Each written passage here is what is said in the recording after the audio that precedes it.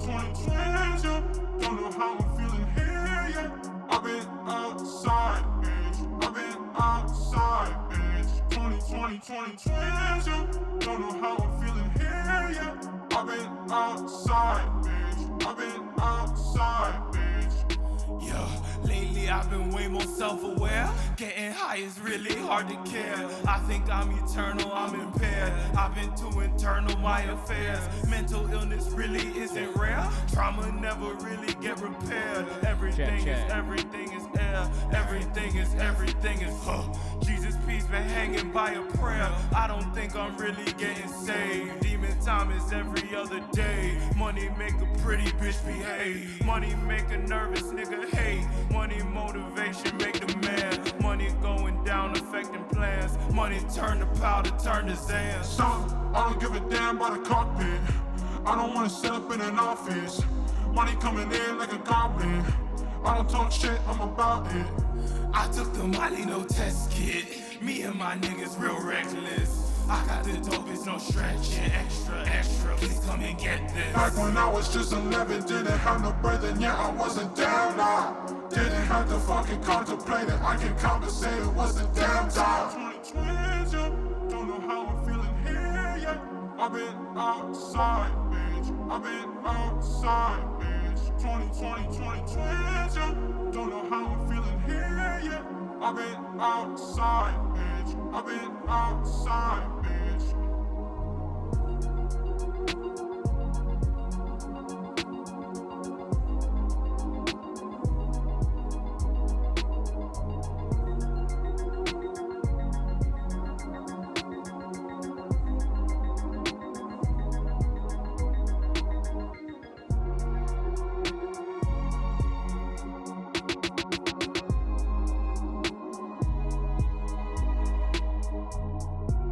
What up, y'all? If you guys are joining us right now, welcome. Happy Sunday. I hope you're having a great weekend so far. We're going to get started here in a minute. I'm going to be interviewing mynameisntjmack, the legend himself from the Discords. Thank you guys for being here. If you're in the chat, let us know where you're coming from. It's nice to see you guys. Happy Sunday.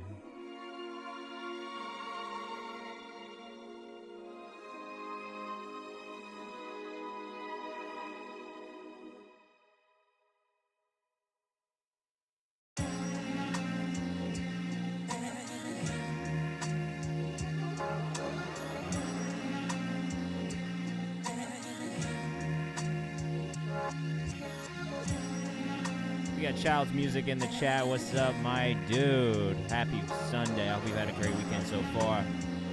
Let us know what you guys are getting into this July 4th weekend. We're going to get started here soon. I got J-Mac on the line.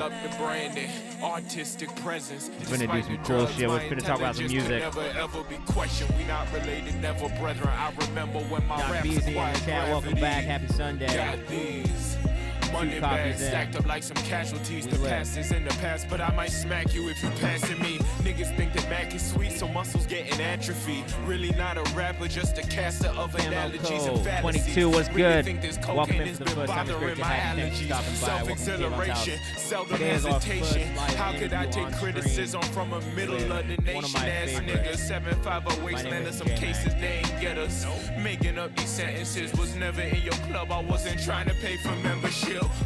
My energy is guarded. I pray that you do not start shit. I'll take your wig and I'll part it. I'm probably part of the problem. At least I won't be a target. I'll never be a martyr for you niggas. Hey. Alright, we're gonna get started in a second. If you can, do me a favor, hit that tweet link. Tell your friends to come hang out. Tell them we're listening to My Name Isn't J-Mack today. We're talking to him about his music. We're talking about the life, the Lord of sounds and lesser things. We'll be watching some videos, we'll be listening to some music. Tell your friends to come hang out. This is an artist they need to know. Crazy, baby, I'm chasing lust. I gotta keep my distance, a nigga known to misplace his trust. I'm blazing runs, I'm locked in the booth. Niggas just facing blunt. These haters chumps, these guys really fool. That mean these haters lunch. Your gang is bumps, the skies like some goons. That shit ain't phasing much. Get paper cuts from counting the blues. Shit look like razor cuts. I'm dropping knowledge, then getting bitches lips like I'm collagen. I'm kinda positive, shit I spit should be taught in colleges. A nigga get more brain than your top lobotomist. Marco Plus on the face like a cosmetologist. Right now, we're Nigga, listening to My Name is JMack. Nigga tried This to is run from up, the tried to largest catch sounds me of by Russell my Sims. settlement for You can go relevance. stream Artists, right no now on all streaming development. platforms, so make sure you check that out. A nigga It's called hasn't No leveled up, Development, no featuring wonder Marco he Plus. selling shit.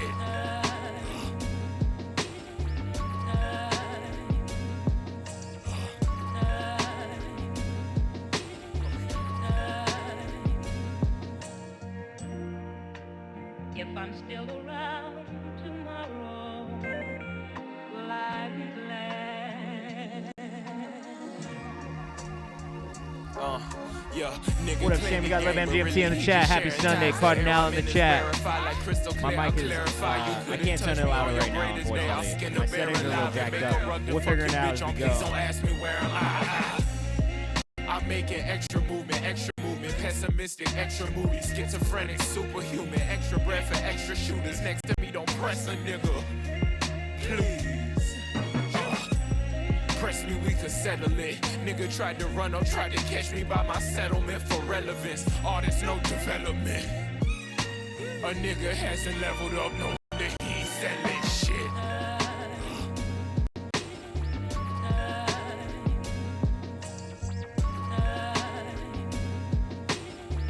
Cardinal, today we are not doing music submissions, but make sure you check this out tomorrow. If you haven't joined the Discord, because you can learn how to submit there.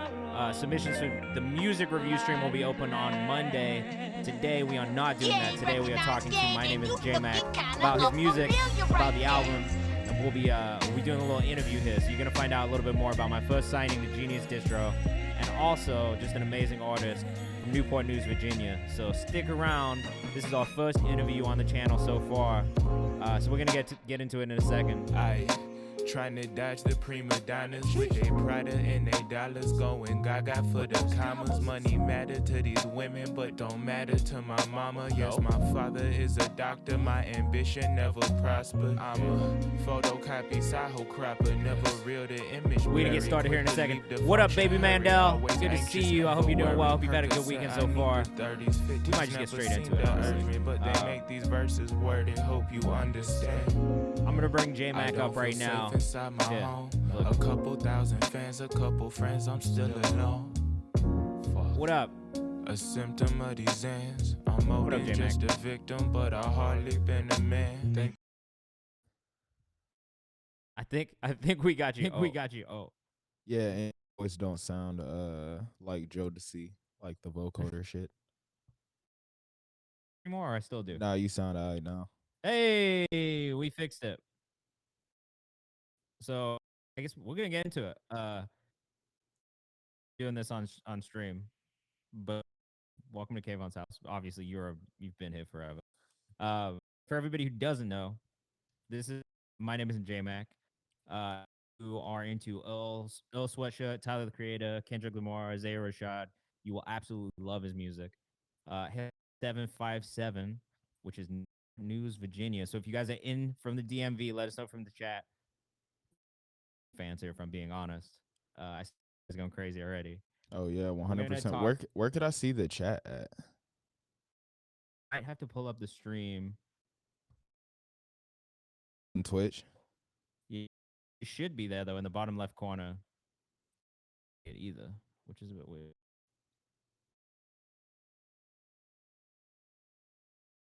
I already know I got the Twitch pulled up. It was at the back. Whoops. Canada, we got Toronto in the chat. Cool Much love to Canada. for Canada here. You know, this is going to be more of a conversation than anything. Me and J-Mac have already kind of been talking about it, but I definitely have some questions. We're going to start really at the beginning. We're going to listen to some music. We're going to watch some videos as we go through.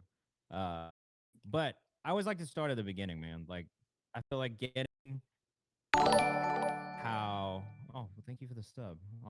But that's 12 months. I just got that notification. It's a full year that I've been subbed. Crazy as fuck, dude. Yeah, absolutely insane.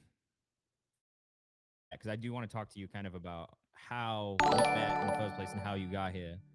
But in the time, start from the beginning.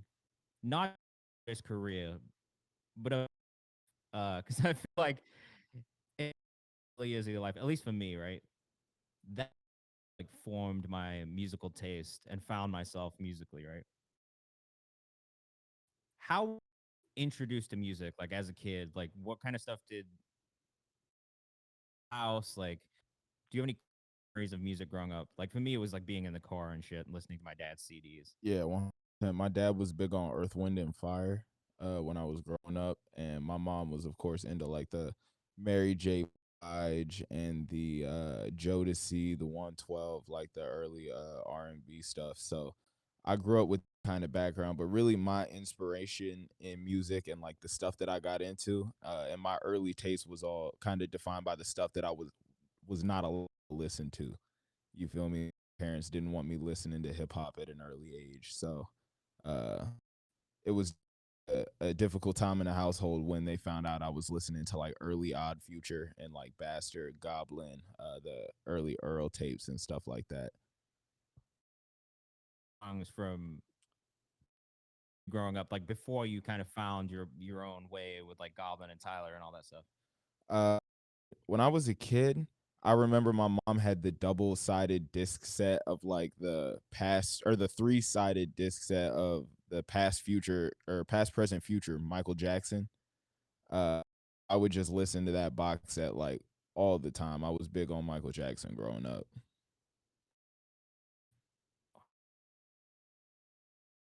What it was, the one where it's like him like as a That's on the exact. front cover. Yep, That's the yep. one. That's the Yeah, box set. That's the box set.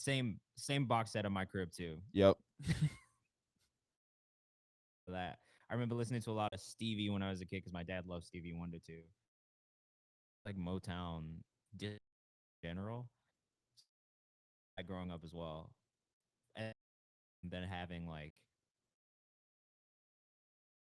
and too. So it was like a good mixture of that and just a little formed the way that I discovered music, and then eventually.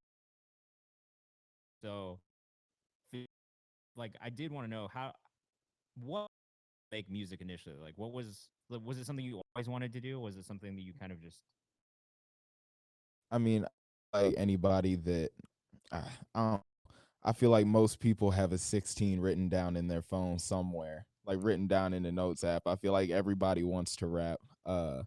But I started to really make music because of a friend. We were out late night at a party. I was about to go away to school, and we threw on a YouTube beat to freestyle to, and I was silent. He was the only one that I knew that had actually rapped at that point. And when we were rapping, he was like, "Have you ever actually rapped into a microphone?" And I said, "Nah." Uh, we left the party, went back to his place, and just started recording, laying stuff down. And I enjoyed, how it sounded because I had never heard my voice actually on a beat or anything. And he's talented with the mixing and such, so he was able to get that done, and it was over from there. Fell in love with. sorry, man.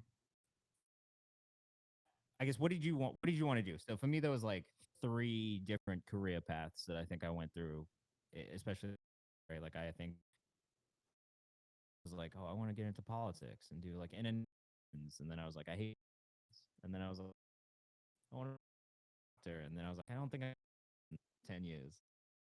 Like ended up music and was like, I so were there ever any other dreams? Was there like another career path that you maybe thought?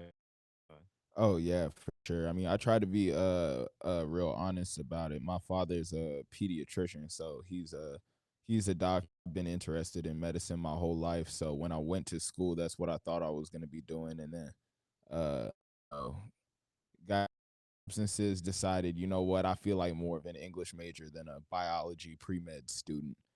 Started English and trying to focus on like the journalism. Ended up dropping out and deciding not to do that altogether and focus on music.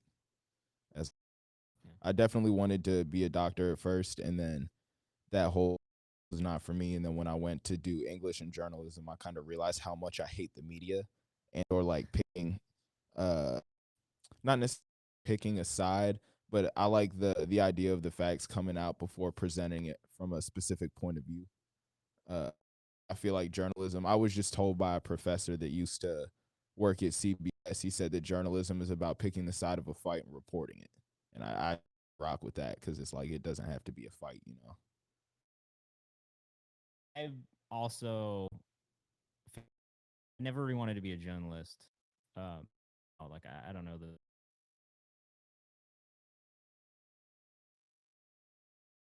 something that I fell into.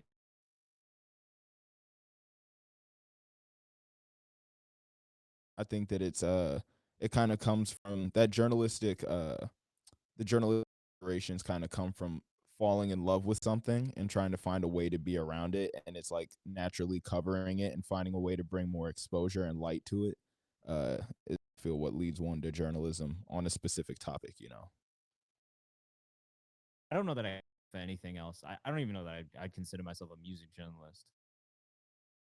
Like music journalism was a weird thing to me about it, but to me, I love music journalism for the people that are in it, because I think that behind all of like the numbers and the grades and like the opinionated pieces, it's just people that genuinely care about music, and I don't think that I'd be anywhere where I'm at now at this kind of point in my musical journey without some of the people who reached out to me and said, "Hey, I want to take the time to devote my words to the words that you wrote down and recorded, and then I want to show that to other people." So I mean, if even if I could take the time, like some journalists that have been super cool to me as of late, super supportive both as people and, you know, of the music, Brick over Daily Chiefers, Skelly at Trending Raps, Freddie Fine with Sheesh Media, also a legend. And then of course the OG, he goes by Ka of Too Good and or Too Cozy. He introduced me to Tommy and Kato, who's also on the album. So it all just comes from journalism. You know, Ka was the first person to reach out to me and say, "Yo, I want to interview you about Quarter Life Crisis," and he ended up introducing me to Tommy, and that's how we got shit rolling with Bunker Pre-Roll and such. I will say that is the one thing about music journalism that I really respect, especially Rick, like especially the Daily Chiefs fam. Like they've been huge supporters of everything that I've ever sent them, especially independent artists for time. So like when journalism, I think like I have the utmost respect and love for people like that because it's not, you know what I mean? Yeah, so, like people for larger publications. Trey Alston is a guy that I've been following for a while. He's from the 757.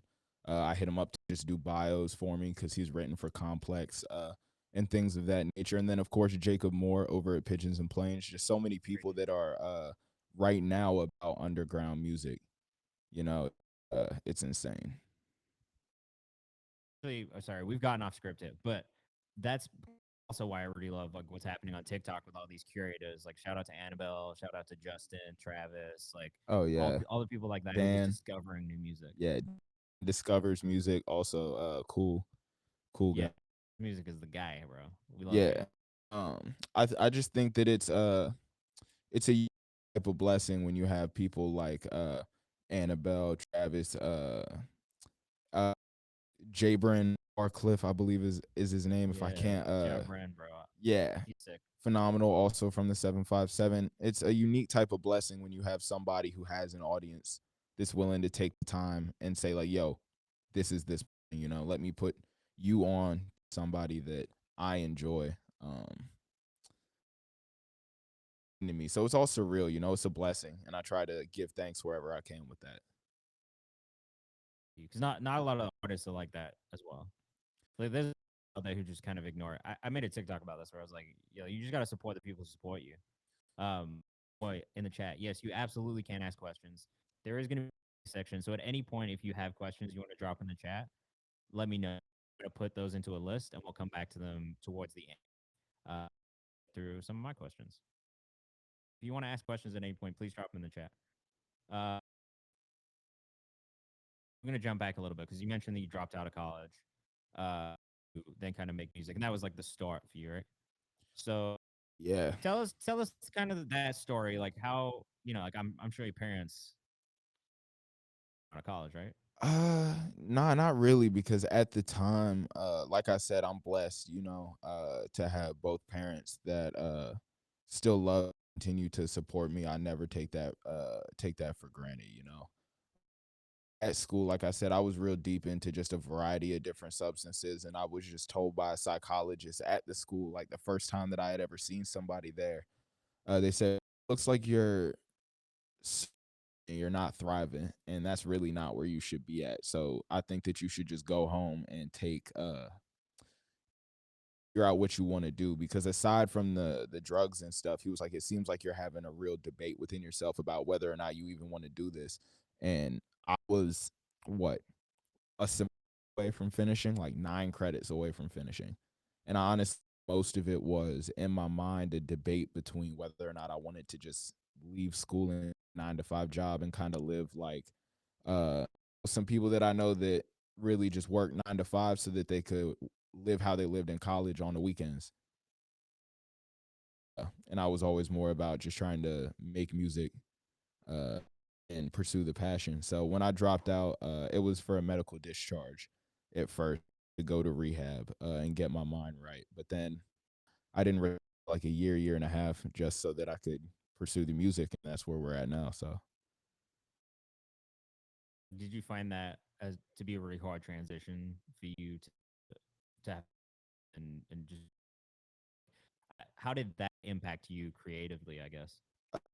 it impacted me the most creatively because when you're in your parents' house, you know, making music, and you have like my parents were looking at me like, bro, you went, like I went to the University of Virginia, like it's a decent school, and they looked at me like, bro, you're screwing up. Or to continue making music and feel like I want to be this artist when you have people looking at you like it's time to get your life on track, you know. Trying to come around to the music, and I still work a day job trying to keep a balance, you know. It was for me kind of struggle, but at least the struggle between wanting to drop out of college and time versus sticking. And I hated school, if I'm being honest. In high school, the most hated it in college too. You know what I mean? Like there was so much I wanted to do, Yeah, to do it, and I was did after school. exactly. Also, like a serial procrastinator, you know. Like when it school, I honestly thrill out of how late can I put this off and still finesse my way into doing well, you know. Really put my full mind towards it because I couldn't keep my attention on it. I was the same. I got kicked out my freshman year. I just wasn't in class in the morning. Like I couldn't go to class in the morning. Yeah.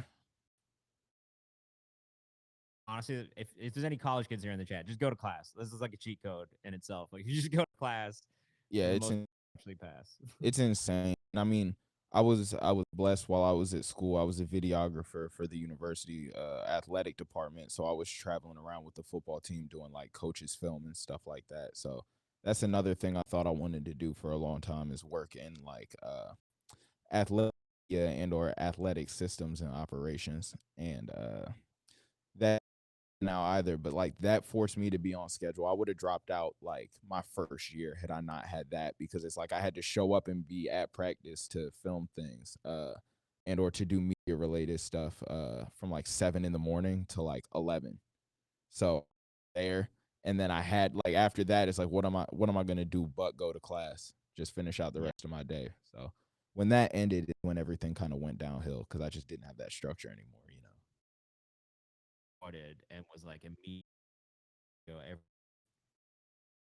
the morning, and then like I had like class. The fuck that game class go? And then at 3, I'm not waking up at 5. Not about it whatsoever. No. I did ask you as well. I'm gonna play some. We're gonna play music in a second. I do. You, you name. My name isn't JMac. Uh, that's a because I used to go by like dot JMac. You know, that was me because my entire life everybody's called me JMac except for, you know, the women in my life that I love, like my mother, my grandmother, significant others. They all call me Jonathan. Uh, to put the government out there, but nobody except for like the people outside of my family call me J-Mac. So that's just what I went by because that's how I felt like I was perceived. I was like, everybody already knows me as J-Mac. So that's obviously, what I should rap like. But a year and a half ago, right before I kind of found your Discord, me and my executive producer and close confidant, consigliere, John Wayne, basically decided that we need switch. Like if there was going to be a name switch, it needed to happen, and we were dealing with some SEO issues, like some legitimate tangible issues in terms of not being able to be found because there's so many. If you look up on Spotify or Apple Music, much love to the 50,000 other JMacs that are out there. It's difficult to be found, So like, you know what? I need to make this change as a person. Like my name isn't JMac. I'm not this person. It's kind of the switch, and it also led to making better music. It was just kind of a mental, philosophical, and like a physical shift between music before and now, We did the same thing with Isaac when he changed his name to Isaac Zale, and it is like this. It's a certain to like as an artist. Like I felt this like when I was an artist, like, I got to a certain point where I felt like I just grew that thing that I started at like. Definitely influenced by I'm a big Odd Future fan, so I was not only inspired, but I had to look at myself as an artist based off of my inspirations. And with Odd Future, when they kind of stopped doing things as a collective, it was kind of like a growth thing for all of them. Like from subject matter to them as people to their bodies of work. You see Earl go from like that self-titled mixtape to Boris, and it's a lot more focused on subject matter. You see Tyler go from Goblin to a real conceptual album in Wolf. Because what I know, but what inspired the Lords of Sounds and Lesser Things, and kind of trying to talk from two different narrative voices. We're actually going to talk a little bit more of that as well because I want to get into the project a little. You just tell us about means and kind of like how it came about in the first. But before we do that, video from New Brass Knuckles. Obviously, I'm biased, but it's great, especially on our channel. We're going to talk more of that as well. Oh, I'm excited to let know kind of how this relationship came about, because I think that it's important to put people on. I know you do your best with here are things that underground or independent artists should do to submit music to yourself or submit music anywhere, how to improve pitches and stuff like that. So I took lessons from your Discord, and it would be able to share them, Oh, definitely going to share them. You are like the poster child for being active in Discords and other communities, like in my opinion anyway. So we're going to talk heavily 100%. About that before the end of this. This is New Brass Knuckles. This is from JMax. Oh, sorry. My name is Lords of Sounds and Other Things, which came out recently. This was the lead single. And here in New York, shout out to everybody who was a part of this. Oh, yeah. Let know what you think of the chat. QB captured it. Legend. Trying to dodge the prima donnas with their Prada and their dollars, going gaga for the commas. Money matter to these women, but don't matter to my mama. Yes, my father is a doctor, my ambition never prospered. I'm a photocopy Saho cropper, never real, the image blurry. Quick to leave the function, hurry, always anxious, never worry. Percocet, I need the 30s, 50s never seem to urge me, but they make these verses worded, hope you understand. I don't feel safe inside my home. A couple thousand fans, a couple friends, I'm still alone. Fuck. A symptom of these ends. I'm more than just a victim, but I hardly been a man. Think the set on my clothes don't be here for a while. Yeah. I'ma need it when I stumble. Money might stretch, but it won't go a mile. I I lost my spine being humble. Break a few bones, keeping track of the climb. I could see through your smiles, even gold fronts crumble. Bags get fumbled, made it here fine, but the grind real subtle. New brass knuckles. Yo. Ay, my name isn't J-Mac, but that's what they all call me. Never used to mind it, but lately no one's calling. Lately no one's calling me. 4% on my clothes, gon' be here for a while. I'ma need it when I stumble. Money might stretch, but it won't go a mile. I lost my spine being humble. Break a few bones, keeping track of the climb. I could see through your smiles, even gold fronts crumble. Bags get fumbled, made it here fine, but the grind real subtle. New brass knuckles. That's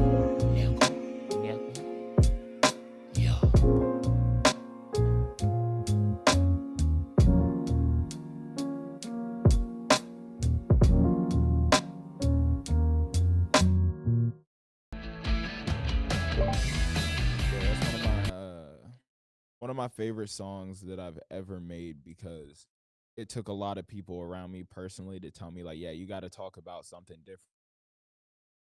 There's one thing with it, talking about the substances and being honest about it is being more honest about the effects and like how it affects people around me, my daily that is what I'm striving to do now more so than ever, especially with stuff like following the album. Is what I tried to do on the album, and it's going to be a better, more consistent effort at being honest about myself going forward, you know.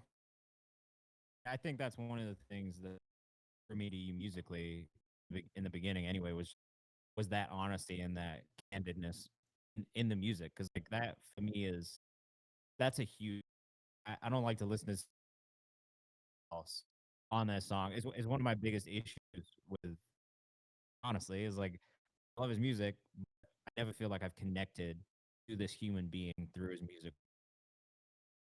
You like in the opposite the whole time. Like even the earlier music that we heard at the beginning of this show, stuff like Parking Spot and Bo and Merchant and Okay 4 times and this playlist, by the way, you'll be able to listen to. I'll drop it in the Discord after we get off.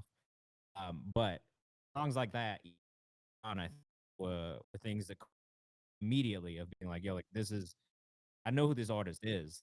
Getting them through the music, I think we're Yeah, and I mean, it's funny, you know. I think my view on music was changed when I heard Earl Sweatshirt say that at a certain point in his life, like Lil Uzi was his favorite artist. I look back and I was like, this guy who's so introspective and his words kind of change me as a person, change how I look at things as a person. Listens to, you know, like I don't really care if you cry, like, which was one of my least favorite songs at that point, to be honest with you. Uh, but I think that like there's a time and a place and that music is needed, you know, like I listen to a lot of Drake. You would be the genres of rap that I listen to as opposed to what I make as you like. I think that I swear Vezo might be my favorite rapper right now. That I don't know. Right now my favorite rapper that I know is Marco Plug, the Southside villain, legend. Yeah, Marco is the most talented live performer that I've ever seen in person. Y'all should come in, catch us July 7th, Chelsea Music Hall. be By there. So yep. if you are here in the community, about IRL meetup. Yeah, there's so many talented artists like Lord Jamonte, Quadri. Uh it's gonna be a fun time. Bad news about Diz.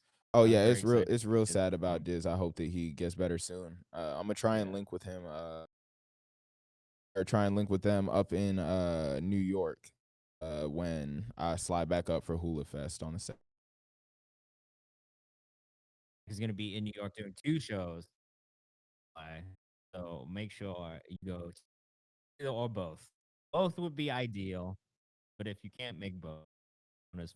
Yeah, we also got a little listening experience with the homies at Majin Moon. Tommy Richmond is going to be playing his upcoming Alligator project. And I'll be playing some unreleased as well. So it'll be a fun time. Slide me the details of that one. I'll pull up. Definitely July 9th. July 9th, that Saturday.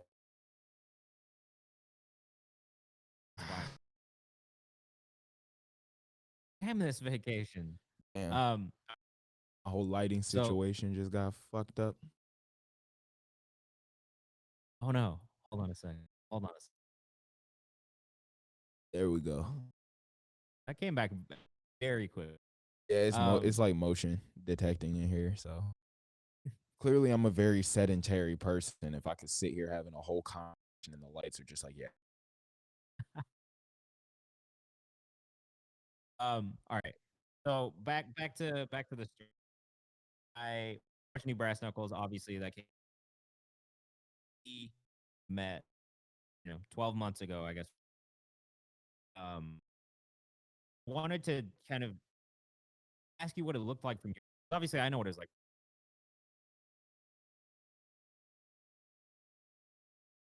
You, the artist submitting. What did it look like? Your side of things, getting into the community and sending music. Like, how did you even find it in the first? So it's funny. I found just the idea of submitting music through Discords as a whole because of this guy named Mask Gorilla. It ran a server and I submitted and I believe I was one of the winners one night. I had gotten arrested and didn't see the stream. So I wasn't in there for it, but when I got out, I saw that I had a free month of like SoundCloud Pro or something. It was like, oh, you won this via Discord. I was like, okay, this is cool. Let me just keep finding more of these communities to submit to. And that's how I found yours. I think most important thing that I could start off with is that when I was first looking in, and I feel like a lot of people look at it this way, it's like they see titles. They see like the artist relations director at Genius, and they think like, all right, I'm submitting to this person who could potentially, change my life, or change the way that my music is perceived or looked at, or give me that audience that I'm looking for. And I think that that's where I was looking at it at first until, I actually got in the stream and I realized it's all just people, and it takes time to break down that barrier of perception, right? But it really is all just people. Once I joined the stream, that kind of veil of like, quote unquote, the industry kind of shattered, and I was like, this is just a cool dude who's taking legitimate time out of his day to listen to underground artists submitting their music. So that's how I found the community initially, and kind of realized the value in it just by practicing, what the community preaches, which is actually working with the community and not just trying to get the music heard, because that stuff will happen organically. The first song that you really like showed a legitimate interest in would probably have been like that little collab joint that I put out like on SoundCloud with Callie. Ad libs. I was definitely into that. That is one of the things I really about you too, is you just kind of dived head foot community at me. Is I don't think I realized at the beginning of the how fulfilling it would be.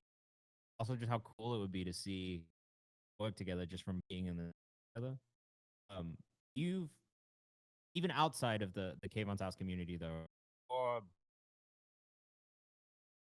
even on the album, have you've met in Discord communities. Yeah. Talk a little bit about that. Like, obviously, like you're big in Johan Lennox is one, and now you have strings on the album as well. Yeah. But That talk a little bit about the collabs on the album, specifically, I met Dre Waves, legend. Congratulations on just hitting 100,000 monthly listeners. Much deserved for Dre Waves. He's a J. But I met him through this chat. It was just like submitting music. And the first time we met and we were trying to work, it was kind of like, I don't know you, you don't know me, just kind of talking. It was like, we're both from the area. Let's kind of keep tabs on each other. And then the second time we spoke, it was because we had heard each other's music in the community, and we started working, and that's why we have contact on my album, and kind of that's what the song is about, feeling like that rededication to music, trying to contact and make a difference, make that impact. Dre Waves is huge, and that relationship is huge for me. But in terms of the discords, Johan Lennox, that's just a crazy situation, you know, because he, like yourself, y'all are cut from the same cloth in terms of y'all really want to help out. Uh, I found his Discord probably about 2 months after I had joined yours, kind of like right at the inception of it, and it just been submitting music. And you know, Johan provides honest feedback just as well as you do, you know, and he tries to get it across in a kind, constructive manner. And I again try to take that feedback and apply it. And I think that he saw that over time. I don't want to put words in his mouth, but I think that he saw that over time and said like, you know what, let me help out in any way I can. And you know, he has like legitimate, tangible producer credits, and he was like, let me just do this off the strength for you because you're a part of the community, and I want to help out. So I definitely owe a lot to Johan in his community. I don't know if he knows how much I owe to him because he's a nonchalant dude, you know. The most not. But shout out to Johan Lennox for sure. Like, I really love what he's always told people. We talk about him. The fact that he will do and create music with people regardless as no respect. Oh no, it's all good. He I think that he just genuinely cares. And I think that he has an ear for what he enjoys and what he could definitely impact, you know. Like I think he hears something, he's like, I could compose some strings behind that. Yeah. So he's definitely talented in that aspect. And again, I've met a lot of great community people within his community. Ashe Music is one of the most talented again composers of like VST and real time strings type shit. Is phenomenal with that. He does like movie scores. He's really talented, and he did the strings on New Brass Knuckles. You know, originally those were VST strings and a beat that I got off of YouTube, and he heard it. We were submitting music, did that song to the Johan Discord server. He heard it, and then he was like, "I think I could do something on that." So that song actually got mixed and finished in the Johan Discord, like in one of the little studios that he has. Super fire. Yeah, so it's like that. that whole track was mixed on Discord. You kind of mentioned the idea of you taking feedback. If you are in the chat, can you tell me if this is getting weird echo? I just turned on my mic also, just maybe to get backup audio. But if you are in the chat, let me know if it's echoey, because then I'll just turn it off again. I'm going to ask this question regardless, though. So you kind of mentioned the idea of taking feedback, using that feedback to then develop the music more. And honestly, that was a big thing for me too. I tell everyone this. One of the things that drew me to you as an artist, and kind of told me like, yo, like this dude is special. Is that you were able to take that feedback, and from, you know, even if it wasn't week to week, bi-weekly, as I was hearing your music. It is echoing. Okay. So week to week, I was hearing your music, giving you feedback. Cat is like, echo is the yes, it is that. But it was one of the things that drew me to you as well. It just, the work ethic and the consistent growth musically was something I could not. It was just so clear and obvious. An artist, how have you gotten around? Because like for some artists, right, they just can't take feedback. They're just in the studio with someone 2 weeks ago, and they just refuse to listen to anything. How have you kind of learned how to take? I think it honestly comes from my place of not really having a musical background from like a technical standpoint. You know, so from the jump when I got into music, I was always working around people who just knew more than me, you know, and it was their goal and their passion to try and get me on these beats and get me to sound good. So it's like I would kind of always defer to their judgment. But I really think it's an ego thing. I just have this desire to keep trying to break down my ego because I think it gets in my way a lot. And with feedback, I try to take it and, you know, actually use it, because I think that I sit in my head for too long and think about it, I'll just convince myself of these ideas. So I think sometimes it's better to just defer judgment, to people that I trust around me. Why would they be around me if I didn't trust them to give me that feed? You know, I'm not taking feedback from nobody in the room that I need to reevaluate who's in, as opposed to the feedback itself. So I really genuinely like appreciate the feedback because it helps me improve. I wouldn't be where I'm at That's the way I without look it. at it. Yeah, like if you like even for me, like I love getting feedback on every anyway. I mean, like some dude from Twitch hit me up the other day and was like, settings of streaming too many pixels. And I was like, all right, great. Go tweak these settings, Yeah, make this shit better. and don't get me wrong, I would be a complete lie if I sat here and said every time that I got feedback or an idea that was kind of different to my own that I didn't react in some way or have like. But that's the thing is I don't think it's about how you react to the feedback, more so about what you do with it, because you could feel some type of way, but if everybody's goal in the room is to make the best song possible, you take that feedback and you run with it, or you figure out the best way to go. And sometimes feedback can just be thrown to the side. Sometimes you have to, like I said, evaluate where is that feedback really coming from. That's something that John, my producer, has just told me time and time again. Is sometimes I just need to evaluate where the feedback is coming from. Yeah, I always tell people back with a pinch of salt because one, you never know what people's intentions. Two, if you are the artist, the creative, you kind of have to trust you. You don't, you'll be relying on other people to tell you what to do. But being able to listen to it and be able to, oh yeah, that makes sense. Maybe that'll work. Yeah, I think that's and I think that honestly, aside like feedback aside, the ability to just do the thing, make the music and keep going, because like I said, I would be a lie if I did. There are some god awful, terrible songs that I have recorded that I thought were the thing that was going to change my life.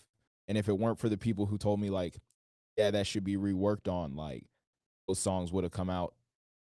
And I don't think I would be anywhere as close to where I'm at now without the feedback that I've gotten. The people who are willing to be like, nah, that's not it. And you have to push through that and keep going, like just keep doing it and better. I'm totally of the same mindset. Just fix it as you go. Even this, right? Like, I wish that this interview stream exactly the way that I wanted to go. We had a whole thing set up before. We had some technical difficulties and some pivoted. And now we're doing the disc. Not perfect. It's just getting to that point of figuring out. Like that is a part of the journey as a creator. Trial and error, not so pressure. Whatever you're making, because I could be very. Oh yeah, 100%. There's demos that I have on my phone today that I still convince myself will come out at some point. But they're probably not going to come out just because it's like it captures a moment and a feeling in time, but in terms of a quality standpoint, you kind of have to have that self-check in your head of like, this is not it. This is just for me. On something about being in the room. So we're gonna play another song really quick. This is a fucking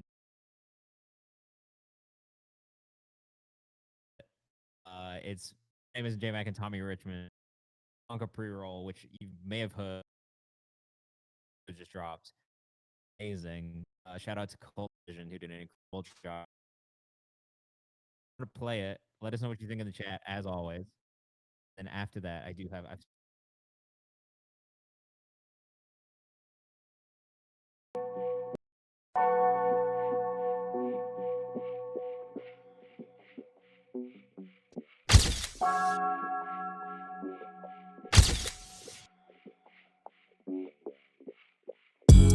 Yeah, boy, like that. Whoa, what you doing in here, boy, like that?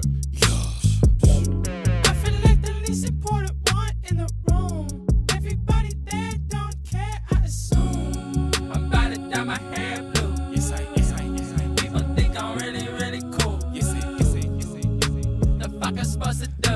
I don't. I think I am the lamest in the room. why am I sorry? Not trying to bother nobody. Homebody, probably a mental case. I spent time on that interstate. Nearly caught with that trafficking. Spent a check on these legal fees. Probably more than your label budget. Little nigga, come fuck with me. I never dropped the name, so all my friends know. I feel like I'm the lamest in the venue. I got lots of things I need to tend to. What you do? What you do? Smoke heroes up from the day one. Smoke heroes up from the day one. Why the air in my lungs here from day one? What you doing in the sun? Having lots of fun. Seeing all these people here, don't know where to run. My anxiety's here. Yeah, I am the one. Don't know where to run, don't know what to do. Feel like I'm the one, but she treat me like I'm number two. Need to make a couple moves, go get Tommy on the phone. Couple thousand fans, a couple friends, I'm still alone. This shit crazy, I won't hate it if I make it, but I'm not trying to be famous. Way too many G's, plugs don't make the A-list. I feel like the least important one in the room. Yes, I am. Everybody there don't care, I I assume. I feel like the least important one in the room. Yes, I do. Everybody there don't care, I assume.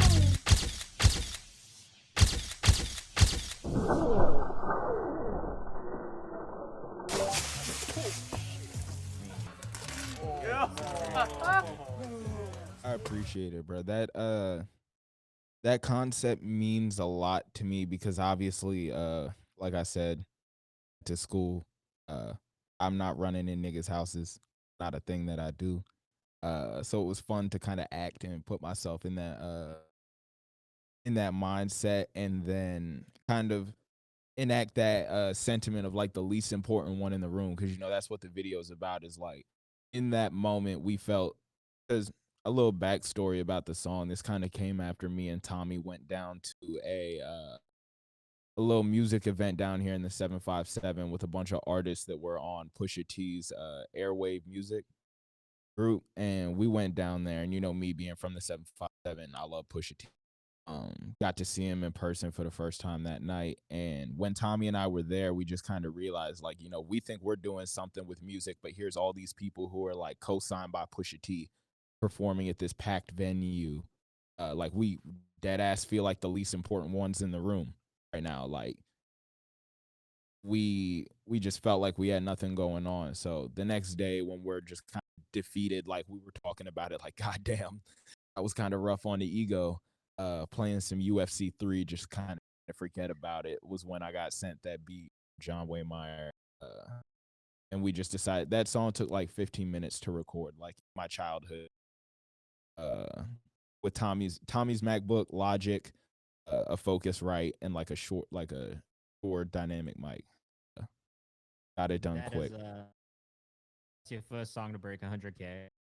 Yeah. So it's like How does that? it means a lot, because it came from a real ass genuine place of feeling like the least important one in the room. So like back to the video and how well the song is doing as a whole, is like we're trying to just really enact that concept of like we don't feel that important, but like we're still here, we're still trying to do what we do. I wanted to ask you about that, because one of the things we talked about, especially with this album release, this idea of the disparity between the growth in your career digitally and online versus still living like a normal life and going to your job and working. Speak a little bit about what it's like to be in that position, and maybe but just talk about the disparity. It's hard, mainly because when you're so focused and devoted to the music, especially like in an online type of sense, like a lot of your reality in terms of that is centered like online and how things are going behind numbers and things of that nature. And really, it's all fun and making music with your friends until you start to see those numbers, and you start to see people doing that, and then it's really just the pursuit of keeping it, like making music with your friends. And that disparity is hard, because I went from a year ago like 1 to 2 monthly listeners to I can't even look at the numbers now. I don't know where we're at. I think that you or Gutty would probably have a better idea of like the amount of monthly listeners now across all platforms and such. But You can't on Spotify alone. yeah, so it's like it's someone that genuinely struggles with anxiety. That freaks me out sometimes. Because like I said, I want the music. The music comes from an honest place. So when you can't really control how you're perceived, uh, it fucks with you real heavy because you never know how people are going to take the music, and that's something I'm struggling with every day, is trying to realize like I can't necessarily control how it's perceived, because I feel like it's perceived one way online, and then it's like in my daily life it's like, oh, how's the music going, still doing that little music thing. And it's hard to explain to people that like this past year has probably been it is tangibly been the most growth that I've ever seen in my life, but also like it's just been the craziest year in terms of music in my life. I've never had anybody willing to put funds or put resources behind my music. I've never had anybody willing to have me out to perform. So it's been a crazy year. Too, because it is like the being an artist is very different in general. I think it's like one of the hardest things. You spend all this time making music, getting art, put it out, hope that people. Yeah, and that's the thing with me is like I said, I'm real inspired by like the early days of like the concept albums from Odd Future. So like Tyler's Goblin, where he's speaking with his therapist. The idea of the early Odd Future mixtapes and Earl being introduced as Tyler's weird little rapping cousin. The idea of Tyler and his alter ego on Wolf, um, all kind of play into how deeply I care about perception and the meaning behind the lyrics. So that's why working with you guys at Genius was like a natural fit, because I care so much about the lyrics, and like you as an entity, Genius has been around and been a resource for me, how I care about the lyrics and being something I could go to turn to, even if it's not annotations directly from the artist, but like to just see what the lyrics are and try and make my own interpretation. I wanted to talk to you about the album as a whole. I'm gonna play one more thing from the album before we get off, before we get into the Q&A from the chat. So if you are here in the chat, you have any questions for J Mac, make sure you drop them in there. I'm making a list of all the questions, and we'll those we play. But I have this quote from you about album. I'm gonna read. It says, "It's very rare for me to write music with the specific purpose of delivering a typically, I just write what I experience. An essential meaning prevails. The Lords of Sounds and Less of Things, message was delivered to me. His body of work is a retelling based within the trials and tribulations. Central focus of Zora Neale Hurston's Their Eyes struggles with stability, identity, and desire. Forces of nature and translate. Um, just talk a little bit about that. Like, what does this album mean to you? What does that book mean? So Their Eyes Were Watching God by Zora Neale Hurston is probably like the book that got me through like the roughest like rehab, getting arrested, like roughest 2 years, 2 3 year period of my life. It's essentially about a black woman who starts off with her returning home, and she's been through this insanely fucked up journey, and she's just trying to explain it to a friend, and her friend's looking at her like, everybody here in your hometown is looking at you crazy. They're wondering where you've been at these past this past year and a half, 2 years that they haven't seen you. And I just kind of connected with that, because having to come home from where I was at school to my hometown, uh being this kind of funky dropout, fucked with me. So that book got me through a lot, and the album itself is kind of a retelling, because she goes through her trials and tribulations, are basically being married off to three different men, and each man treats her differently. And I kind of saw my own life circumstances, you know, and forces of self and forces of nature kind of represented 3 different men and how they kind of affected her differently. And the book is called Their Eyes Were Watching God, because throughout all of these trials and tribulations, she's like looking up like, God, where are you at? And I definitely related with that sentiment. So album itself is kind of talking about how I saw myself in that book, and then how I identify with myself now. You know, I go by My Name Isn't J-Mack, and you're about to play Tucker, which is an important song to me because it kind of introduces that idea of alter ego of who was J-Mack, and who is My Name Isn't, and how do these two forces kind of combat each other.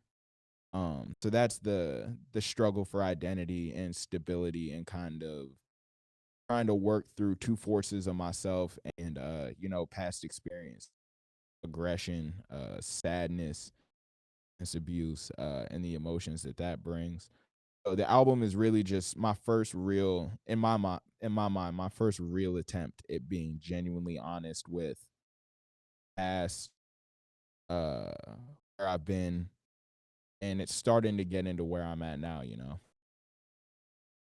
I mean, I was gonna ask another question, but there's a intro for the Tucker Open. I'm just gonna play it, and we'll come back. And I have a couple more questions for you. If you are here in the chat and you have a question, make sure you drop your questions. Then now we're gonna do some Q&A from the. Hold on, I'm gonna step out right quick while you play that video. I'm gonna be right back. That's all.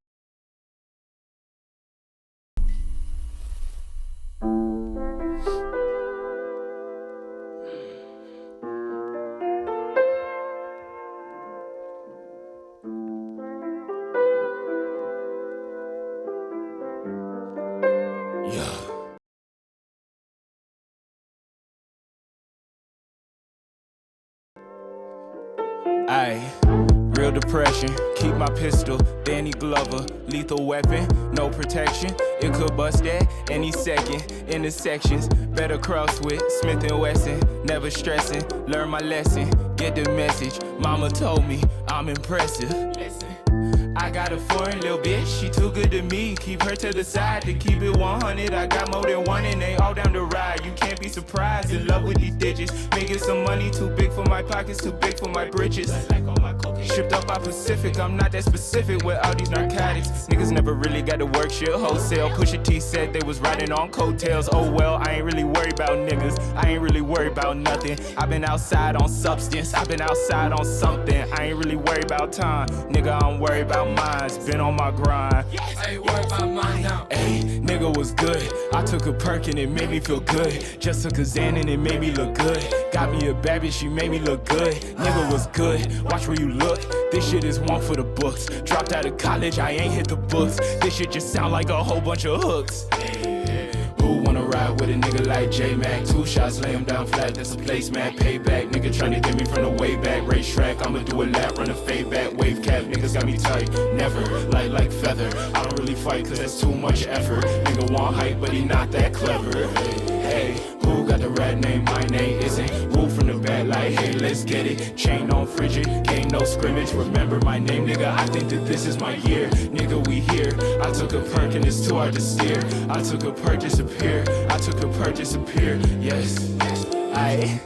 Where you at? I've been outside. I'm trying to walk in the buildings that I never been in and keep on the lights when it's my time to shine. Bitch, I've been on my grind. That shit is stable. Only have gutty, I don't have a label. Can't let a fake nigga eat at my table. He told me stay patient. I'm trying to go major, I'll do it. Certified nuisance, move like a problem. I can slide through, turn the block into Gotham. Move like I'm Batman, ho, I don't need Robin. I talk all my shit and I don't need no logging. You niggas on Twitter don't understand it. I hit the beat like it's thrown underhanded. I did that shit with no planning. I did that shit off the Xannies. I did. Nigga was good. I took a perk and it made me feel good. Just took a Xan and it made me look good. Got me a bad bitch, she made me look good. Nigga was good. Watch where you look. This shit is one for the books. Dropped out of college, I ain't hit the books. This shit just sound like a whole bunch of hooks. Hey, nigga was good. I took a perk and it made me feel good. Just took a Xan and it made me look good. Got me a bad bitch, she made me look good. Nigga was good. Watch where you look. This shit is one for the books. Dropped out of college, I ain't hit the books. This shit just sound like a whole bunch of hooks. Who wanna rock with a nigga like J-Mac? 2 shots, lay him down flat, that's a placemat. Payback, nigga tried to get me from the way back. Racetrack, I'ma do a lap, run a fade back. Wave cap, niggas got me tight, never, light like feather. I don't really fight cause that's too much effort. Nigga want hype, but he not that clever. Hey, who got the rat name? My name isn't Wolf from the bad, like, hey, let's get it. Chain on frigid, game no scrimmage. Remember my name, nigga, I think that this is my year. Nigga, we here. I took a perk and it's too hard to steer. I took a perk, disappear. I took a perk, disappear. Yes.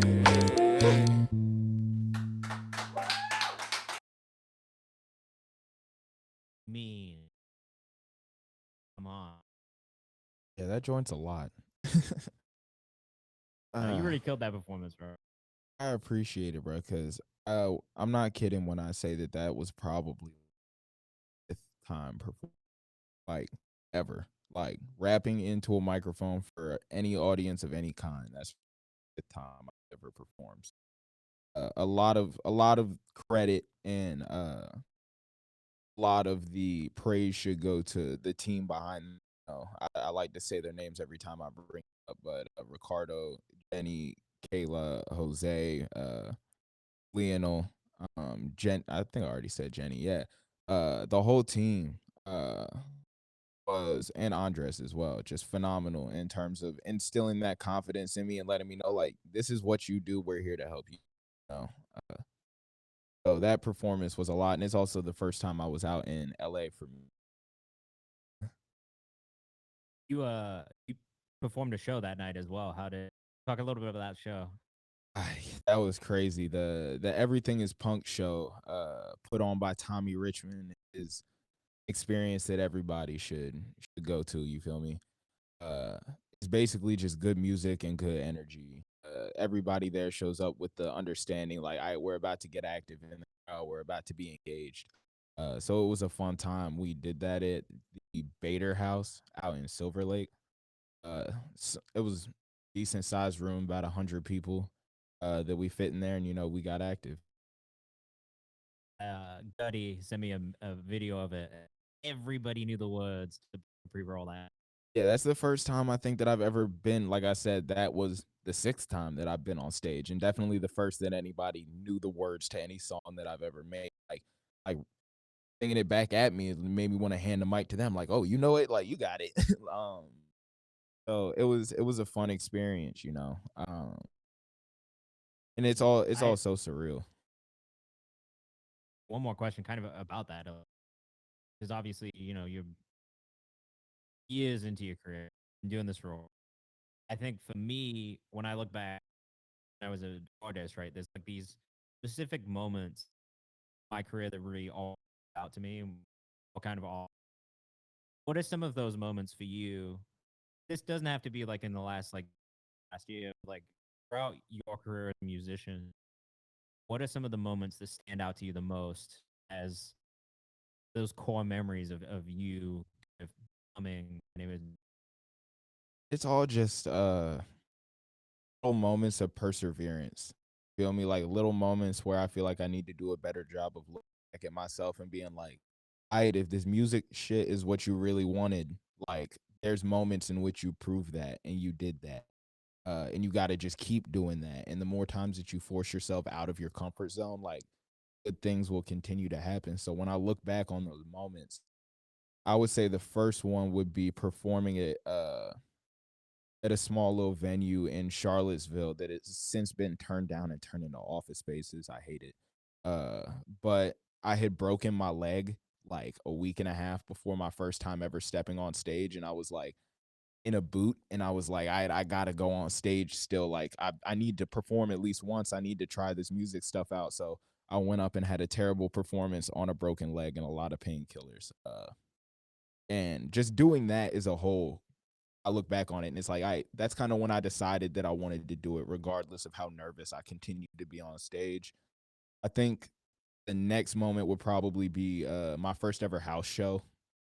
I performed this unreleased song called Stuck, or it was unreleased at the time. And we started jumping, and keep in mind, we did this in my house.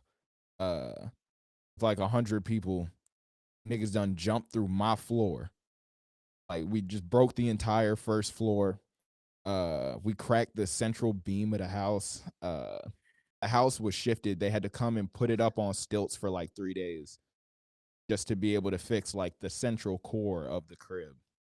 And doing that made me realize like this performance shit can be real fun. So I would say those are the first two big ones, like tied around performances or tied around music, that made me be like, this could be real fun, you know.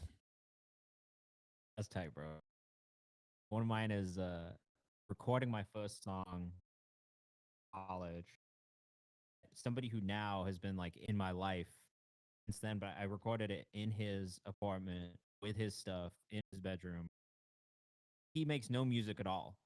He just had this stuff like set up for Bro, artists to come in. those are the best homies. The person that asked me to do music for the first time, Brock Johnson, he was still is a rapper, but he's not putting out music at the moment. And he just has some of the most elaborate studio equipment and like such an elaborate setup that he just has in his room. And he'll record music for just himself. And then it's like, yo, could I use this? So shout out to people like that, man. Like R.I.P. Mac Miller, because I think he was like one of the prime examples of people who work that way, who just empower others to create music and help them find themselves. Like Ariana says it, Anderson says it. Like it.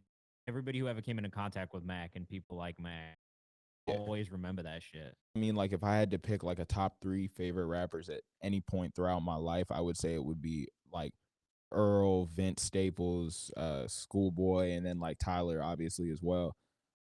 And Matt, they all personally speak to Mac Miller's influence on them. And then just as a fan of Mac Miller myself, you know, I'm originally from Pennsylvania, so I spent a lot of time in Virginia, but most of my family is originally from Pennsylvania. So I've spent a lot of time in Pittsburgh. I've spent a lot of time in the middle of nowhere, central Pennsylvania, also out near Philadelphia. So I spent a lot of time just in Pennsylvania as a whole. So when Mac passed, it was a sad, like it. I can't even describe it, but I remember after he passed, I went back to Frick Park in Pittsburgh and sat on the blue slide um and just ran through his discography, and it was a surreal moment just realizing like, all right, he's passed, you know. Yeah, that one hurt a lot. I mean, from like me, like, what I was in, you're a little bit younger than me. I was in college when I guess it was in high school when he really started. I remember getting the High Life mixtape, like downloading it off of like some fucking tape aggregator website. Yeah, Not bruh. but one of the other ones. LimeWire could have been one. Not that piff. My mixtapes. I think it might have been my mixtapes. Yeah, that was a big one. But like he was the dude who like taught us it was okay to make run and gun music. Just, For like, sure. Make it. You know what I mean? Like he was like the poster child of the blog era to me. Oh yeah, I mean you have to think about. I like thinking about hip hop in these segmented eras. Of course, is a lot of people do, and I think that Mac is one of those people that Transcended. he transcended, but he opened up to music and hip hop to what I believe to be like, you know, kids, because obviously there's young people getting into music all the time. But I think that high school aspect, like that adolescent aspect of making music and letting that personality kind of shine through. Because Mac was always, you know, at every juncture of his career, honest, if anything, about where he was at as a person. You know, so another huge influence and why I want to continue to be honest, you know, because people will gravitate to that. Authenticity is it. You know what I mean? Like when it comes to being an artist, like I just like yeah, you can sell whatever, right? But like being authentic is how you build a long lasting cult following. Yeah, I'm big on starting a cult. I think My that name isn't cult. yeah, the cult of my name isn't. Oh, identity. We have a couple of questions from the chat. It's only 5. Some of them you kind of answered already, but I'm gonna ask you them anyway. 100%. Sorry if I don't call you out for asking the question. I didn't write down the username. That's my fault. The first one, and you know, I don't even know if it has, but somebody wanted to know how has Genius changed your life. I want to know, has it at all? I think that it's definitely changed my life, but I think that that goes back to like that idea of the disparity in perception. Like I said, I'm still here in Virginia. Like, change my life is a relative term, because it's like, what does that Yeah. really mean? Like, am I doing shit differently? Am I a different person? I wouldn't say so. But I'd say that in terms of change my life, it's about the audience and the quality and the kind of people that they've kind of brought into the fold, into the cult. The people that support me, it's definitely changed my life from that standpoint. Just having belief, somebody that believes in you, genuinely for what you're doing. I would say, yeah, definitely changed my life, because we all get doubts about, can our passion really be something that sustains us? And I think that having people like Kayvon, people like Rob Martman, people like B. Fred, who genuinely, from like not just like a belief in the music, but from like a business side of things, because people got to understand that at the end of the day, it's people and it's jobs. Like, people are employed. Like, people put their what they do for a living on me. So I bear that responsibility, and I'm also grateful for it, because it keeps me going every day. So I'm glad to hear that it has had an impact. That was the biggest thing for me too. Like, I know I've said this to you and Gutty a lot, but just knowing that we've been able to have any real impact, like a tangible all, means a lot to me. That's all I care about. 100%. And like, we don't even have to get down break down into like everything that you guys provided, but like, I could just put it on record. Damn, they helped. You know, like, it's things that I would not have been able to do on my own. People whom believed in me that I never would have thought would have believed in me. People who have reached out, that I never thought would. Opportunities I never thought I would get. Genius has provided all of that. And also, lifelong friendships, people that I feel like I could reach out to. Like, y'all got to understand, like, I've been a fan of Rob Markman XXL, like, Yeah, me too. like, for a long time. And just hearing him say like, yo, that track was dope, or I really like the album, like, I can't put that into words. So, so just new opportunities and new audience. That's definitely how it's changed my life. I'm grateful for everything. Right, bro. Honestly, I'm glad it's good. Like, I'm as a manager, I'm the type of person who's always like, yo, like, how could have we've done better? How could we do better on things? Like, I very often by myself being like, fuck, like, I wish I could have done better. I wish this could. But honestly, hearing that you feel good about it and at least change some things for you. I know, like, obviously the disparity part is Yeah, kind of and a I mean, tough part. I think about being anywhere that's not a major city. I also think that just kind of happens when you have that belief that people are seeing you as one thing. Like, people are seeing you as someone with a lot going on, and like, you're sitting here like, there's a lot going on, but it's all relative. I'm still the same dude. Yeah, there's another question here that I'm probably gonna answer, but the question is, how did you get on Genius's radar? I think that's so dope.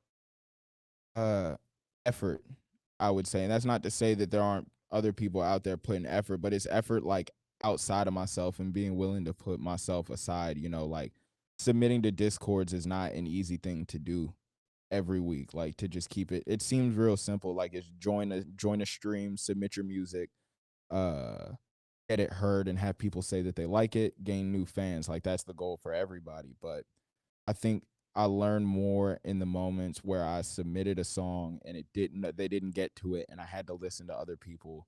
I had to sit back and say, hey, this person might do this better than me. I could take that and learn from it. Or this might not be what I want to do, because I hear a song. Or, hey, I might want to collaborate with this person. So I would say I got on Genius's radar from just being active in Discord and, being a part of a community. And I think that it was Yeah. also just being consistent as well. Effort and consistency, I think, are the key to anything with music. Just being consistent with releases. Can I say that every release that I put out from when I started submitting music in the Discord to now has been at the quality of what I think the album is, or what I think the next stuff is about to be like? Not by a long shot. But I think that putting out a song, I put out a song a month for about 6 months to a year before I put out an album, and it was just like, I'll put out one song, two song EP, another 2 song EP, a single, submit it for feedback and be open and honest about how I can improve for the next effort and show back up the next month. So I would For say that's me, how that happened, you know? yeah, I would agree. I mean, for me, I was gonna say like I think one being here, and being active and consistent in my Discord and Twitch community. Like I listen to a lot of music, really short amount, and it was like every week you had a new song. Even if it was an older song, you always had something to say, and you always are getting music. And it does come back to that work ethic, consistency, and being active. Like I say this to artists a lot, and even my own artists. You know, like if you don't push your own shit, and there's only so much that someone else can do for you to get it in front of people. You know what I mean? That there is a certain of this that you have to do yourself, and I think you did a really great job of that specifically. Yeah, and I mean, it's also like a little bit of the ego as well for myself, because it's like I am not a great singer. At least I didn't used to be. Like I've actively been told, I remember from my past, like don't quit your day job. Like don't do no, like you're not a singer at least. So it's like that self-drive of like I desperately want this to be my day job. How could I make it my day job? And if that's going to happen, like I just kind of realized I have to treat it like a job. So if that meant showing up on Mondays, Wednesdays, Fridays when most discords kind of are active, and submitting music in every Discord from 5 until 12 at night. It's just kind of what I did. You know, some communities I'm still in and nobody's active in them anymore, but I'm still in the community in case I get that notification. Hey, we're doing a review stream. Might as well, because you never know, right? You never know who's going to be listening. And then also, you never know what you could learn from the feedback. Shout out to HJ Music, the original engineer that, you know, kind of sat in stream and talked to me and John from a distance about what he thought we could do better. Uh, you know, so that's kind of where we started to learn community and learn how to take feedback, learn why being consistent is worth it, is in Discord. Yeah, shout out to HJ, man. We haven't seen him a bit, but I really hope he's okay. It's been a while since I know he's just been working and shit, but sending all love to HJ, bro. I don't know if he sees this, but regardless, we fuck with you. Yeah, I feel like definitely got to take clips of this and send the shout outs to people, let them know that they are loved, let them know that they are recognized. Oh, 100. Um, this is a good question. How much do you consider social media or making a catchy hook when writing a song? How important is TikTok, Twitter, etc. for promoting your music? So that's a two-pronged question. When I'm making music, I really don't think about social media. I'm starting to now more based off of how I'm perceived, you know, because there's certain stuff that I have to come to grips with. Like, am I glorifying drugs in my music to a point where people aren't kind of hearing the message? Uh, am I speaking on things that I might have only had a relative association to and I'm not directly associated with? Why not just be real with it? You know, I had to be honest with myself about that. And I feel like social media kind of makes people conflate what is going on in the world with their ability to speak on it, you know? So I try and stay away from letting social media affect the type of music or what I write about, you know, because I'm not trying to let something that's going on in the world or something that I perceive somebody else to be doing be my reality, you know. So I try not to focus on social media in that aspect, but also social media is crucial in terms of promotion. uh Somebody or some people may or may not know, but I started out on TikTok just submitting random videos and not getting anything done, and then I thought, what could I do this related to music that I enjoy that has nothing to do with promotion? Let me just be on this app because I enjoy it before trying to promote something on it. So I started doing this little rapper tweet series from this seat right here, and just kind of covering my favorite side of hip hop, which is the personalities and the humor behind a lot of these artists that crack jokes and stuff. Like Vince Staples and his personality, not to call him funny by any means, but to say like he's a humorous dude. Like he has a phenomenal personality. Him and Mac and their relationship, Mac Miller and Schoolboy Q's relationship.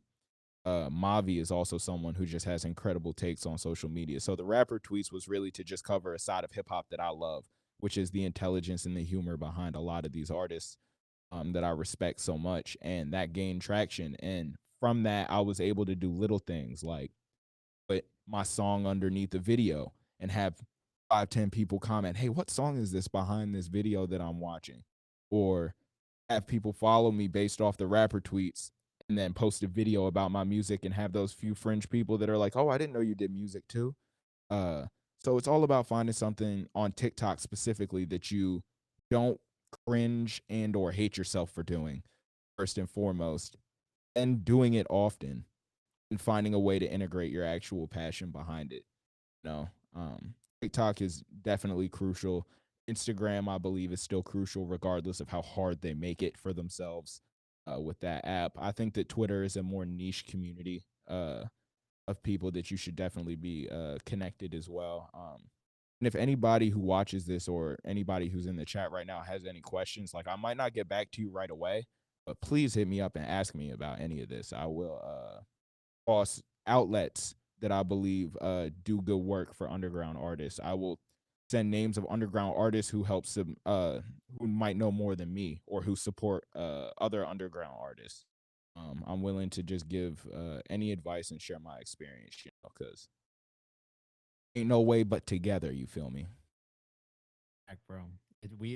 I've always said this. It's easier to make shit happen when you work as a community or work as a team as opposed to doing it individually. But I also wanted to add, you an amazing job on TikTok, and I think that was another thing.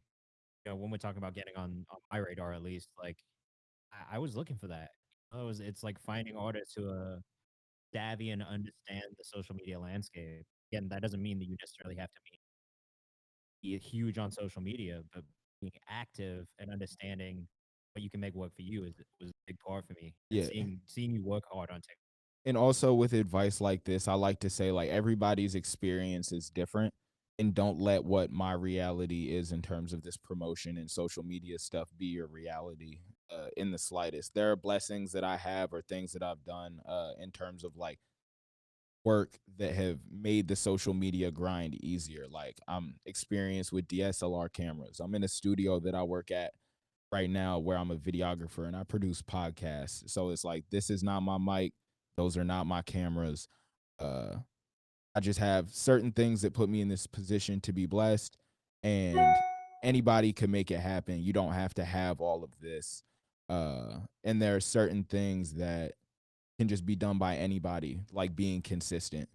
Um that I think are just more crucial than any sort of equipment or setup or things of that nature. Thanks, man. All right, there's a couple more questions. Uh, this was a good one. They wanted to know how you ask people collabs. What has been your method for collaboration and getting people to collaborate with you? Oh, shit. Let me tell you, I haven't always done this in the best way, because like I said, it's all about learning and figuring stuff out. So, an embarrassing story for me is having a homie comment underneath Paris, Texas, which is a group that I love to death. They make such unique and interesting music, commenting, "Yo, work with at mynameisntjmack," and then having them like one of my videos and say like, they DM me and we're like, "Yo, you were rapping your ass off in that video. I really rock with it." Like that's such a genuine move to just kind of do that off the random. And me being inexperienced and not understanding, how music and collaboration, genuine collaboration works. I'm DMing Paris, Texas, like, "Yo, you trying to work on something?" Like, no, they're not trying to work on nothing with you.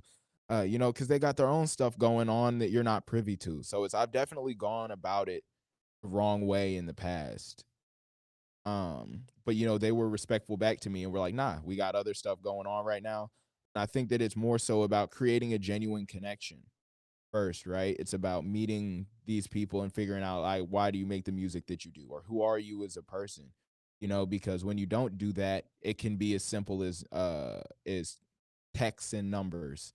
It could be as simple as, "Hey, will you get on this?" "Yeah, $300, $500. Send me that money and I'll get it done, and then I won't promote it and it'll just kind of exist somewhere." Like that happens to a lot of people. So I think that reaching out laterally as opposed to vertically is something huge. Like, don't try and work with that person who has more monthly listeners than you just because you think it will do something for you. Work with that person who is your peer that you see getting active with you in discords every day, or you see them around. Like, there's people that I still want to work with, like Ariel Tiffy, for example.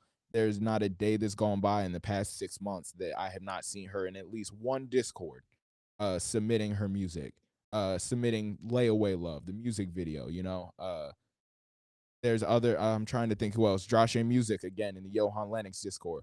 Always submitting. Dev Soder and Pigeons and Planes and Johan's Discord. Like, there's so many people who are just always active and promoting their own stuff. So it's reach out to the people who are real talented around you. I mean, that's how I met Dre. Uh, I met Marco in a similar manner of just seeing how active he was getting on socials, promoting his stuff, and then kind of meeting people that were, mutually connected. More so about working with your peers, because in 10 years, if you think I had this feature with this big artist, like, that's cool. But your peers that were around you, you have no idea where they could be in 10 years. So I just think it's more beneficial. So that's what I believe collabs should be. But that's usually how I go about it, is trying to create friendships. I feel that, bro. I tell Isaac this all the time too. Like, we're constantly looking for collaborations with artists that are smaller on the rise, because it not only does it allow you to make really great art just to make great art, but it does also position you as an artist, as an A&R as well, right? And as a tastemaker, like, you are the one who's finding early, which long term sets you up as somebody that people will look to, bringing up the next wave of artists as well. Yeah, and I'm always a big believer in, like, success by imitation, or just trying to imitate those who I believe are successful. And even if you take somebody like on the most popular scale, like a Drake, Drake could work with every single one of the biggest artists every single day, every single month, for every single project that he puts out for the rest of his life. But instead, he chooses to go out and work with people who are on the rise, are definitely not on the same level as him. And he gives them shine. And that's something about him that I think that should be respected. And I think that his ability to collaborate like that, it shows a genuine interest and passion in the music. Because you're not just trying to say I could get the best of the best and curate the specific sound. I'm trying to find something different. Yeah. And collaborating with different people that are your peers gives you the opportunity. I agree. That's really all the questions I have, man. I always do this at the end of every interview. Is there anything else that you want to talk about, or speak on that we didn't touch on? Uh, I would honestly just say that if there's anybody that's still listening to the album, running back the album, thank you. I genuinely appreciate it. If you do support me, take the time to read the lyrics on Genius. The meaning behind the album. Uh, how I talk about duality and the difference between J Mac and my name, J Mac. Why I don't go by J Mac anymore, really. Uh, give love to the people who supported, and the people that helped make the music. Emo Music, Stoic Beats, AE Beats, John Waymeyer, Josh A Music, Gutty, Dre Waves, Marco Plus, Cato Leaf, Tommy Richmond. They're all huge influences on me. So if you support me, go support them. Big facts. All right. Well, my name isn't Kayvan. This has been My Name Isn't JMack. Thank you guys for tuning in. If you are here, we're gonna go raid somebody in a second, so stick around. And tomorrow I will be back for our regularly scheduled another music review at 6 p.m. Eastern time. So if you haven't yet joined the Discord, make sure you're keeping your eyes open for the announcement for submissions being open tomorrow. That is going to be the time for you to submit. Don't do it yet. And yeah, have a great July 4th weekend. Enjoy yourselves. J-Mac, thank you so much again, man. I appreciate you coming on here. Of course, I'm a talker, so I could talk about the music and what it means to me and all the people who have supported all day. We do. I appreciate it as well. Like everybody who's played this album, everyone who's like stopped in, everybody who's listened, everybody who's supported something. I appreciate it as well. Oh You yeah, guys and are really the best. definitely reach out and make yourselves known. To me, like I would love to meet y'all, say hello, get to know y'all, get to know who supports. If y'all have any questions, I'm an open book. I may or may not be high, but I'm gonna answer the questions. All right, y'all. I'm gonna leave you with this My Name JMax Select playlist. You can find that in the Discord as well. Go stream it. Have a great rest of your weekend. Peace, everyone. The scent on my clothes gon' be here for a while. Yeah. I'ma need it when I stumble. Money might stretch, but it won't go a mile. I lost my spine being humble. Break a few bones, keeping track of the clown. I could see through your smiles, even gold fronts crumble. Bags get fumbled, made it here fine, but the grind real subtle. New brass knuckles. Yo. Ay, my name isn't J-Mac, but that's what they all call me. Never used to mind it, but lately no one's calling. Lately no one's calling me. The scent on my clothes gon' be here for a while.